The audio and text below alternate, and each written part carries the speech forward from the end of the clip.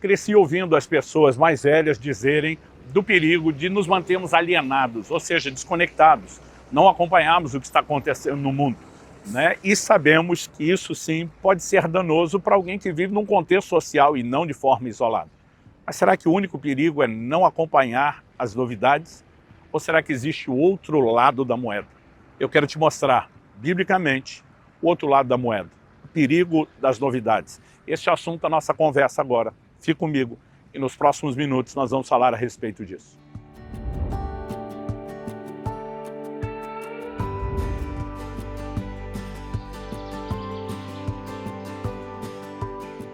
Estou hoje na Praça do Centro Cívico de Boa Vista, capital do estado de Roraima, passando para trazer mais uma palavra ao seu coração. Em Atos 17, 19 a 21, temos parte de um relato de quando o apóstolo Paulo estava pregando em Atenas e anunciava tanto Jesus como a ressurreição. E o texto sagrado, referindo-se a ele, diz: então, tomando-o consigo, levaram-no ao Areópago, dizendo: podemos saber que nova doutrina é essa que você ensina? Pois você traz aos ouvidos coisas estranhas e queremos saber o que vem a ser isso. Acontece, diz o verso 21, que todos os de Atenas e os estrangeiros residentes não se ocupavam com outra coisa, senão dizer ou ouvir as últimas novidades. Em Romanos, no capítulo 15, no verso 4, a Bíblia diz: tudo quanto foi escrito, para nosso ensino foi escrito. Não é à toa que nós temos o registro do comportamento desses atenienses. E a Bíblia diz que eles não se ocupavam de outra coisa, a não ser de dizer e de ouvir as últimas novidades. Quando Paulo aparece pregando Jesus e a ressurreição, há um interesse, porque eles se alimentam de novidades, eles precisam de coisa nova e vão ouvir a exposição de Paulo. O problema é que eles não têm interesse apenas pela mensagem do Evangelho, eles têm interesse por qualquer coisa. É por isso que a cidade está cheia de ídolos, de deuses, porque tudo que vai chegando simplesmente ia sendo agregado às crenças deles. E nós precisamos entender que mesmo na época onde não havia jornais, onde não havia revistas, onde não havia cobertura de mídia, né, dos canais de televisão e nem a internet como temos hoje, o ser humano sempre foi parecido no seu comportamento. Anseio de ouvir as novidades. Eles diziam: que nova doutrina é essa? Nós queremos saber o que você ensina. Por quê? Eles se dedicavam demasiadamente às novidades. E é a respeito disso nós queremos falar, o perigo das novidades. Na verdade, não são as novidades que representam um perigo, e sim o anseio por elas. Quando olhamos hoje em dia, na verdade podemos dizer que a coisa não mudou, né? A mídia sempre se alimenta de uma nova notícia. E muitas vezes casos importantes que deveriam continuar sendo alimentados, logo serão esquecidos quando se tornam mais do mesmo. Agora, o que esse comportamento que massivamente é despejado sobre cada um de nós, e a gente pode dizer literalmente dia após dia, o que é que ele tem produzido?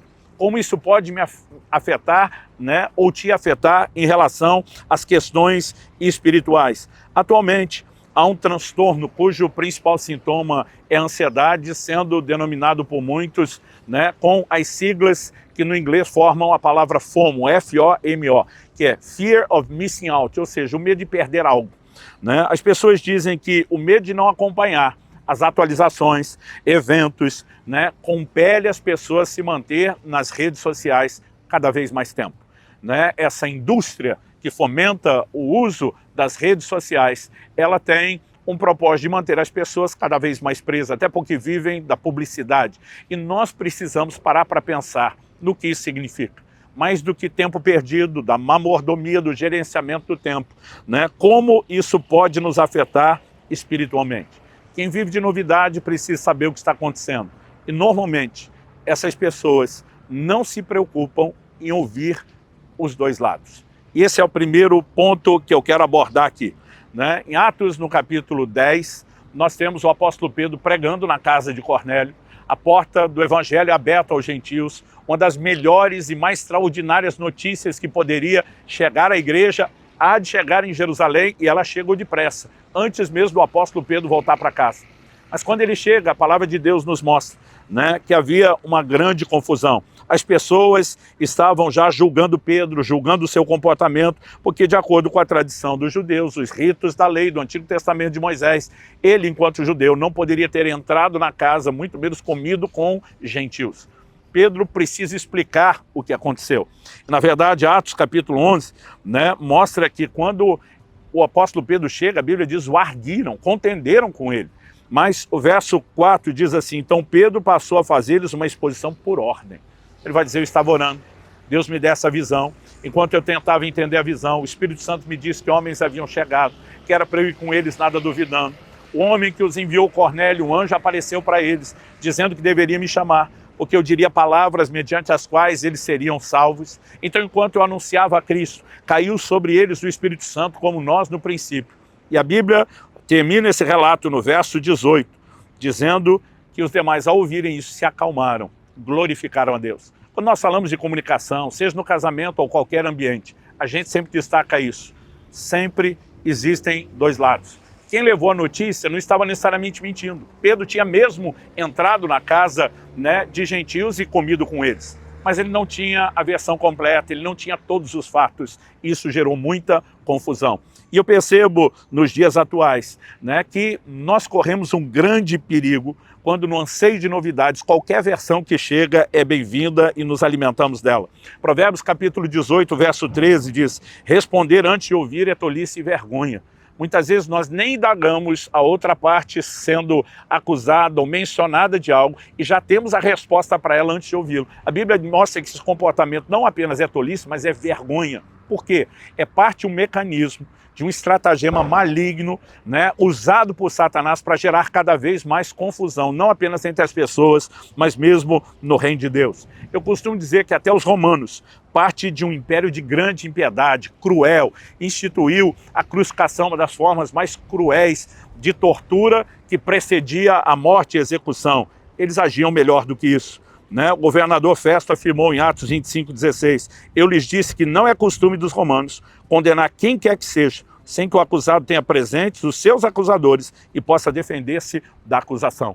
Eles tinham esse bom senso de dizer como é que nós vamos ouvir uma parte só, não ouvir a outra, estabelecer um julgamento a respeito daquela questão. E olhando para as Escrituras, o mesmo princípio é sustentado. Provérbios 18:17, o mesmo capítulo do versículo mencionado anterior diz, o primeiro que pleiteia a sua causa parece justo, até que vem outro e o examina. Eu lembro que no início do ministério eu dizia para minha esposa, quando formos aconselhar casais, você vai ouvir um cônjuge dar toda a razão. Depois você ouve o outro, você dá toda a razão. Só que não tem como os dois terem toda a razão. Nós precisamos saber, né, como lidar com essas questões. Então, para que não sejamos injustos com ninguém e nem entremos no terreno da tolice, da vergonha, nós precisamos ser mais cautelosos. E essa é a primeira área onde tropeçamos. A segunda é a questão dos mexericos. Em Levítico 19:16, a Escritura diz, não ande como mexeriqueiro no meio do seu povo, nem atente contra a vida do seu próximo. Eu sou o Senhor. Mas o mexeriqueiro não estava necessariamente querendo matar, não fisicamente, mas muitas vezes o mexerico tem trazido ruína às pessoas e a muita gente. Nós temos uma declaração no Novo Testamento que não é nada diferente dessa da lei de Moisés do Antigo Testamento. Tito capítulo 3, verso 2, né, há uma orientação clara a todo discípulo de Jesus, que não difamem a ninguém. Paulo está dizendo ao seu discípulo, oriente os crentes a agirem dessa forma, que não difamem a ninguém. Difamar é atribuir má fama, né? Isso significa falar mal. Nós percebemos que quando falamos de ouvir o outro lado, né, há pessoas que até têm o bom senso de dizer, não vamos atacar, não vamos acusar, não vamos sair falando, vamos esperar o outro lado falar. Né? Agora, você vai ver Pedro falando, diante de quem? Diante de uma liderança. Você não vê o apóstolo Pedro reunindo um público para falar. Você vê Paulo várias vezes fazendo defesas e até enfatizou esse direito. Quando foi preso em Filipos de forma injusta, sem julgamento, e depois as autoridades dizem, tá bom, pode ir embora. Ele diz, pode ir embora coisa nenhuma. Vocês violaram meus direitos, quebraram a lei, agora está assim? Não, vão vir se retratar publicamente. Então Paulo entendia o que era o direito, defendia, inclusive em relação à defesa. Mas diante de quem? Na maioria das vezes, perante autoridades, não do público. Atualmente, nossa geração fez da internet o fórum de toda discussão. Um dia desses, sendo atacado e difamado por alguém, uma pessoa soube que havíamos entrado com um processo na justiça. Falou, mas em vez de se defender, você processou? Falei, de acordo com o Código Civil, essa difamação é crime. Se alguém rouba o seu carro, você vai fazer vídeo na internet ou um boletim de ocorrência na delegacia? Ele falou, o BO. Eu falei, se alguém invade sua propriedade, você vai gravar vídeo na internet ou vai resolver isso de acordo com os trâmites legais? Ele falou, sim. Eu falei, por que que hoje difamação deixou de ser crime e nós vamos tentar simplesmente fazer da internet o fórum, com pessoas que jamais estarão alimentadas o suficiente, principalmente na sua sede, para poder fazer o julgamento justo. Então, nós temos entrado no terreno dos mexericos. E alguém falou, mas quem cala consente. Eu falei, será?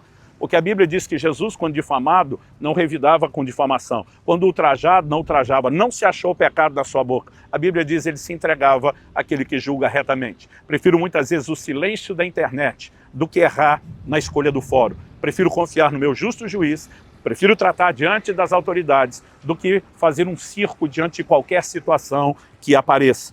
Agora, terceiro e último lugar, e rapidamente terminamos. O que estamos alimentando com esse comportamento?